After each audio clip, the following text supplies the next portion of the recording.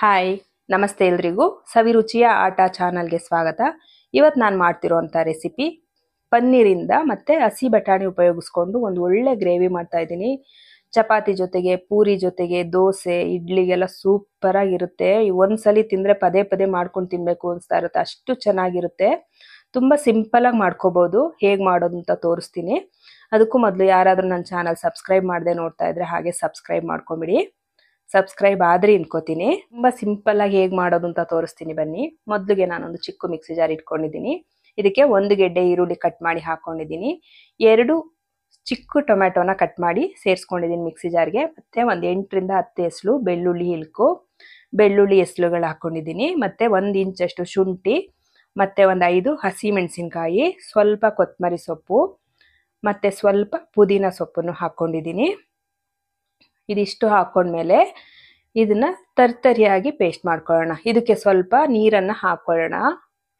ಸ್ವಲ್ಪನೇ ನೀರು ಹಾಕೊಳ್ಳೋಣ. ಟೊಮೆಟೊದಲ್ಲೂ ನೀರಿನ ಅಂಶ ಇರುತ್ತೆ, ಈರುಳ್ಳಿನಲ್ಲೂ ನೀರಿನ ಅಂಶ ಇರುತ್ತೆ. ಇದನ್ನ ಹಾಕ್ಕೊಂಡು ನಾವು ಚೆನ್ನಾಗಿ ನೋಡಿ ಈ ರೀತಿಯಾಗಿ ಪೇಸ್ಟ್ ಮಾಡ್ಕೊಳ್ಳೋಣ. ತುಂಬ ನುಣ್ಣಗೆಲ್ಲ ಏನು ರುಬ್ಬೋದು ಬೇಡ, ಸ್ವಲ್ಪ ತರ್ತರಿಯಾಗಿ ಇರಲಿ. ನೋಡಿ ಈ ರೀತಿಯಾಗಿ ಇರಲಿ.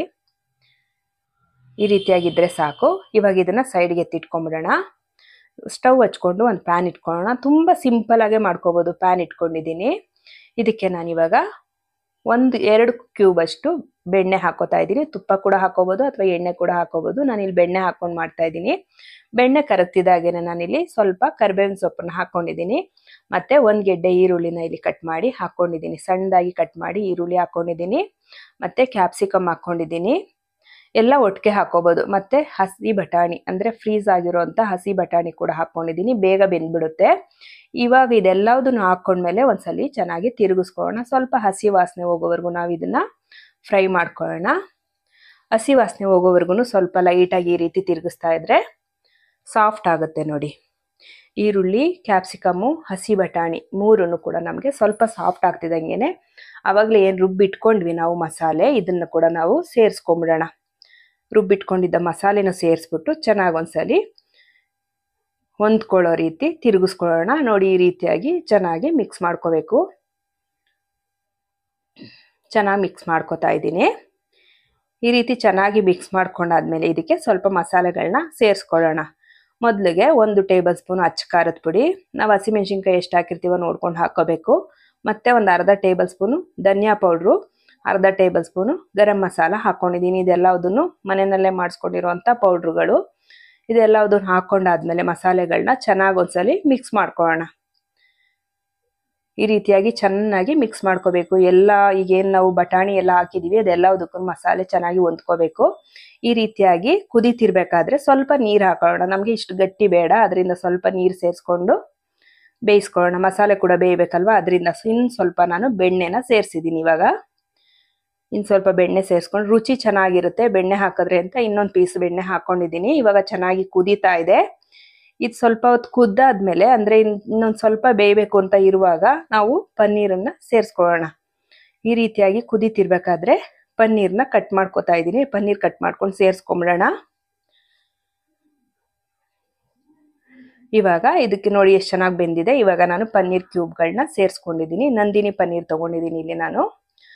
ವೆಯ್ಟ್ ಲಾಸ್ ಮಾಡಬೇಕು ಅನ್ನೋರು ಕೂಡ ಈ ರೀತಿ ಗ್ರೇವಿಗಳನ್ನ ಪನ್ನೀರು ಮತ್ತು ಪೀಸ್ ಇದೆಲ್ಲ ಮಾಡ್ಕೊಂಡು ಮತ್ತು ಬೆಣ್ಣೆ ಜೊತೆ ಮಾಡ್ಕೊಂಡು ತಿಂದಾಗ ವೆಯ್ಟ್ ಲಾಸ್ ಕೂಡ ಆಗುತ್ತೆ. ಇವಾಗ ಇದಕ್ಕೆ ರುಚಿಗೆ ಎಷ್ಟು ಬೇಕೋ ಅಷ್ಟು ಉಪ್ಪನ್ನ ನಾವು ಹಾಕ್ಕೊಳ್ಳೋಣ. ರುಚಿಗೆ ಎಷ್ಟು ಬೇಕೋ ಅಷ್ಟು ಉಪ್ಪು ಹಾಕಿದ್ಮೇಲೆ ಒಂದ್ಸರಿ ಚೆನ್ನಾಗಿ ಮಿಕ್ಸ್ ಮಾಡ್ಕೊಂಬಿಡೋಣ. ಈ ರೀತಿಯಾಗಿ ಚೆನ್ನಾಗಿ ಮಿಕ್ಸ್ ಮಾಡ್ಕೊಂಬಿಡೋಣ. ಮಿಕ್ಸ್ ಮಾಡಿ ಆಯಿತು. ಇವಾಗ ನಾವೇನು ಮಾಡೋಣ ಅಂದರೆ ಒಂದು ಪ್ಲೇಟ್ ಮುಚ್ಚಿಟ್ಬಿಡೋಣ. ಮೀಡಿಯಮ್ ಫ್ಲೇಮಲ್ಲಿ ಇಟ್ಬಿಟ್ಟು ಉರಿನ ಪ್ಲೇಟ್ ಮುಚ್ಚಿಬಿಟ್ಟು 2 ರಿಂದ 3 ನಿಮಿಷ ಮುಚ್ಚಿಟ್ಬಿಟ್ರೆ ಸ್ವಲ್ಪ ಸಾಫ್ಟಾಗಿ ಚೆನ್ನಾಗಿ ಬೆಂದಿರುತ್ತೆ. ನಾವು ಹೈ ಫ್ಲೇಮಲ್ಲಿ ಬೇಯಿಸೋದಕ್ಕಿಂತ ಲೋ ಫ್ಲೇಮಲ್ಲಿ ಬೇಯಿಸ್ಕೋಬೇಕು. ಇನ್ನು ಸ್ವಲ್ಪ ಉಪ್ಪು ಬೇಕು ಅನಿಸ್ತು, ನಾನು ಅದಕ್ಕೆ ಇನ್ನು ಸ್ವಲ್ಪ ಉಪ್ಪು ಹಾಕ್ಬಿಟ್ಟು ಮುಚ್ಚಿಟ್ಟಿದ್ದೀನಿ. ನೋಡಿ ಈ ರೀತಿಯಾಗಿ ಕುದೀತಾ ಇದೆ. ಗ್ರೇವಿ ಕೂಡ ಗಟ್ಟಿಯಾಗಿದೆ. ಇದನ್ನು ಇನ್ನೊಂದ್ಸಲಿ ಚೆನ್ನಾಗಿ ತಿರುಗಿಸ್ಕೊಂಬಿಡೋಣ. ಚೆನ್ನಾಗಿ ತಿರುಗಿಸ್ಕೊಂಬಿಟ್ಟು ಇನ್ನೂ ಒಂದು 2 ನಿಮಿಷ ನಾವು ಇದನ್ನು ಮುಚ್ಚಿಟ್ಬಿಟ್ರೆ ಸೂಪರ್ ಆಗಿ ಗ್ರೇವಿ ರೆಡಿ ಆಗುತ್ತೆ. ನಿಮ್ಗೆ ಇಷ್ಟೇ ತೆಳ್ಳಗಿದೆ ಇದ್ರೆ ಸಾಕು, ನಮ್ಗೆ ಇಷ್ಟೇ ತೆಳ್ಳಗಿದ್ರೆ ಚೆನ್ನಾಗಿರುತ್ತೆ ಅನ್ನೋದಾದ್ರೆ ಇಷ್ಟಕ್ಕೆ ನೀವು ಸ್ಟವ್ ಆಫ್ ಮಾಡ್ಕೋಬಹುದು. ಇಲ್ಲ ಇನ್ನೂ ಸ್ವಲ್ಪ ಗಟ್ಟಿ ಆಗ್ಬೇಕು ನಮ್ಗೆ ಗ್ರೇವಿ ಅಂತ ಹೇಳಿದ್ರೆ ನಾವು ಇನ್ನೊಂದು 2 ನಿಮಿಷ ಒಂದು ಪ್ಲೇಟ್ ಮುಚ್ಚಿಟ್ಬಿಟ್ಟು ಒಂದು 2 ನಿಮಿಷ ಲೋ ಫ್ಲೇಮಲ್ಲಿ ಮುಚ್ಚಿಟ್ಬಿಟ್ರೆ ಇನ್ನೂ ಚೆನ್ನಾಗಿ ಗಟ್ಟಿಯಾಗಿ ಒಳ್ಳೆ ರುಚಿಕರವಾಗಿ ರೆಡಿ ಆಗುತ್ತೆ. ನೋಡಿ, ಈ ರೀತಿಯಾಗಿ ನಾನು ಮತ್ತೆ ಪ್ಲೇಟ್ ಮುಚ್ಚಿಟ್ಟಿದ್ದೆ. ಚಪಾತಿಗೆ ಅಂತ ಮಾಡ್ಕೊಂಡಿರೋದು ಇವತ್ತು, ಅದರಿಂದ ಸ್ವಲ್ಪ ಗಟ್ಟಿನೇ ಮಾಡ್ಕೊತಾ ಇದ್ದೀನಿ. ಈ ರೀತಿಯಾಗಿ 2 ನಿಮಿಷ ಮುಚ್ಚಿಟ್ಟ ಮೇಲೆ ಗ್ರೇವಿ ಇಷ್ಟು ಚೆನ್ನಾಗಿ ರೆಡಿ ಆಗಿದೆ. ಸೂಪರ್ ಆಗಿದೆ, ಟೇಸ್ಟ್ ಮಾತ್ರ ಸಕ್ಕತ್ತಾಗಿದೆ. ತುಂಬಾ ಸಿಂಪಲ್ ಆಗಿ ಮಾಡ್ಕೊಂಡ್ವಿ ನೋಡಿ. ತೆಂಗಿನಕಾಯಿ, ಬಾದಾಮಿ, ಗೋಡಂಬಿ ಯಾವುದು ಹಾಕಿಲ್ಲ, ಅಷ್ಟು ಚೆನ್ನಾಗಿ ಬಂದಿದೆ ಗ್ರೇವಿ ಮಾತ್ರ. ತುಂಬಾನೇ ಸಿಂಪಲ್ ಆಗಿ ಚಪಾತಿ, ರೊಟ್ಟಿ, ದೋಸೆ ಮತ್ತೆ ಪೂರಿ ಇಲ್ಲಿ ಎಲ್ಲದಕ್ಕೂ ಚೆನ್ನಾಗಿ ಹೊಂದ್ಕೊಳ್ಳುತ್ತೆ. ಸೂಪರ್ ಆಗಿರುತ್ತೆ ಕಾಂಬಿನೇಷನ್ ಮಾತ್ರ. ಮತ್ತೆ ಲಂಚ್ ಬಾಕ್ಸ್ಗೆಲ್ಲ ಚಪಾತಿ ಜೊತೆ ಈ ರೀತಿ ಮಾಡಿ ಕೊಟ್ರೆ ಸಕ್ಕದಾಗಿ ತಿನ್ಕೋತಾರೆ ಮಕ್ಕಳು. ನಮ್ಗೆ ಎಲ್ರಿಗೂ ವೆಯ್ಟ್ ಲಾಸ್ ಮಾಡ್ಬೇಕು ಅಂತ ಏನಾದ್ರು ಅನ್ಸಿದ್ರು ನಾವು ಈ ರೀತಿಯಾಗಿ ಪನ್ನೀರಿಂದ ಮಾಡ್ಕೋಬಹುದು ಚಪಾತಿ ಜೊತೆಗೆ. ನಿಮ್ಗೆಲ್ರಿಗೂ ಈ ರೆಸಿಪಿ ಇಷ್ಟ ಆಗಿದ್ರೆ ಲೈಕ್ ಮಾಡಿ, ಶೇರ್ ಮಾಡಿ, ಕಮೆಂಟ್ ಮಾಡಿ, ಹಾಗೆ ಸಬ್ಸ್ಕ್ರೈಬ್ ಮಾಡ್ಕೊಳ್ಳಿ. ಇಷ್ಟೊತ್ತು ವಿಡಿಯೋ ನೋಡಿದಕ್ಕೆ ತುಂಬಾನೇ ಧನ್ಯವಾದಗಳು. Thank you for watching.